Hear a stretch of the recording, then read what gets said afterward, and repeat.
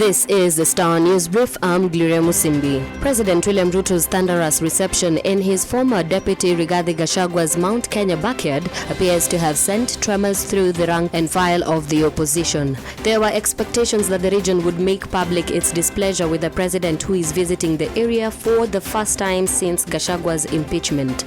Political observers say the reception could be an indicator that all is not lost for Ruto in the region. The former DP has repeatedly said that Mount Kenya ditched the head of state after he spearheaded his disgraceful removal from office. Get a copy of The Star by subscribing to our e-paper for 40 shillings by logging on to www.mgazzetti.com.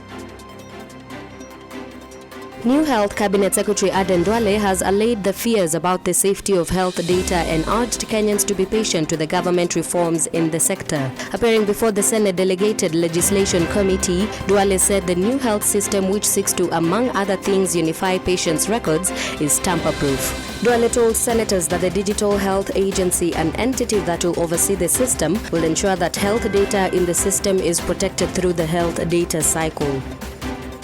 President William Ruto and Deputy President Kithure Kindiki rallied their supporters in Mount Kenya with a message of unity. Ruto said he has delivered the 2022 election campaign promises. The leaders, while addressing the huge crowds in Murang'a, Tharaka Nithi and Embu counties, issued a stern warning against retrogressive politics. The president said he was not out to isolate any part of the country and he has not forgotten how Mount Kenya aided his win. 7 suspects accused of assaulting a woman during a burial in Nyamira have been charged with torture. They were accused of forcing Mora to participate in the Abagusi cultural rituals of burial that required her to pour a handful of soil into the grave of her estranged husband, Joseph Osoro. Mora said the suspects also forced her into a room and locked her up together with the body for hours as part of the rites.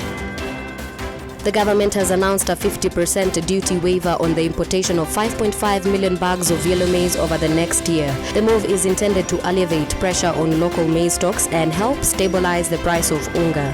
According to Agriculture and Livestock Cabinet Secretary Mutahi Kagwe, the duty waiver will be available to a vetted list of qualified animal feed millers with sufficient capacity.